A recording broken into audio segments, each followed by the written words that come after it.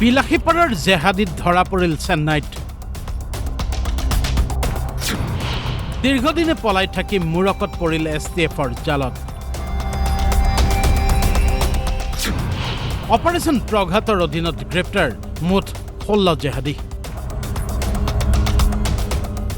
অসমত ইছলামিক মৌলবাদৰ বিষবাস্প বিয়পাই জেহাদৰ নামত কুটাঘাতৰ ষড়যন্ত্ৰ কৰা এটা দলক পুলিয়ে পোখাই উভালিছে অসম আৰক্ষীৰ স্পেচিয়েল টাস্ক ফৰ্চে।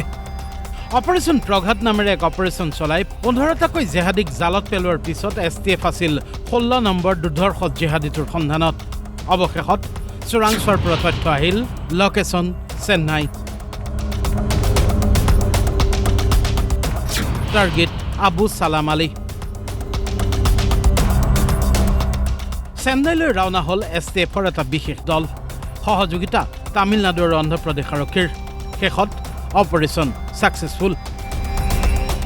জেহাদী আবু সালেম আলীক গ্ৰেপ্তাৰ চেন্নাইত। গুৱাহাটীলৈ আনি থকা হৈছে আবুক। হাজিৰ কৰোৱা হ'ব আদালতত। আবু সালাম আলী বিলাসীপাৰাৰ খুদি গাঁৱৰ।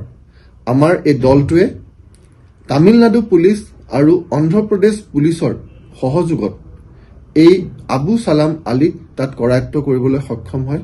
আবু সালাম আলীক ইতিমধ্যে গুৱাহাটীলৈ লৈ অহা হৈছে আৰু আবু সালাম আলীক আদালতত হাজিৰ কৰি আমি পৰৱৰ্তী কামখিনি আগবঢ়াই লৈ যাম। আনচাৰুল্লাহ বাংলা টীম, চমুকৈ ABT আৰু জামাতুল মুজাহিদ্দিনৰ বিৰুদ্ধে চলি থকা অভিযানৰ 16 নম্বৰ চিকাৰ হ'লগৈ আবু সালাম আলী। অপাৰেশ্যন প্ৰঘাত এই অভিযানটো অসম পুলিচৰ স্পেচিয়েল টাস্ক ফৰ্চে চলাই আহিছে জিহাদী এলিমেণ্টছৰ বিৰুদ্ধে। আনচাৰুল্লাহ বাংলা টীম আৰু জামাতুল মুজাহিদ্দিনৰ বিৰুদ্ধে এই অভিযানটো চলাই থকা হৈছে। এই অভিযানত আমি এতিয়ালৈকে 15টা জিহাদী এৰেষ্ট কৰিছোঁ আৰু আমাৰ তদন্ত প্ৰক্ৰিয়া চলি আছে। আমাৰ তদন্তত পোৱা মতে আৰু লগতে চোৰাংচোৱা খবৰৰ ওপৰত ভিত্তি কৰি আমি এটা দল পঠাইছিলোঁ চেন্নাইলৈ। চেন্নাইত আত্মগোপন কৰি আছিল এই মডিউলটোৰ এটা খুব ইম্পৰ্টেণ্ট মেম্বাৰ আবু সালাম আলী।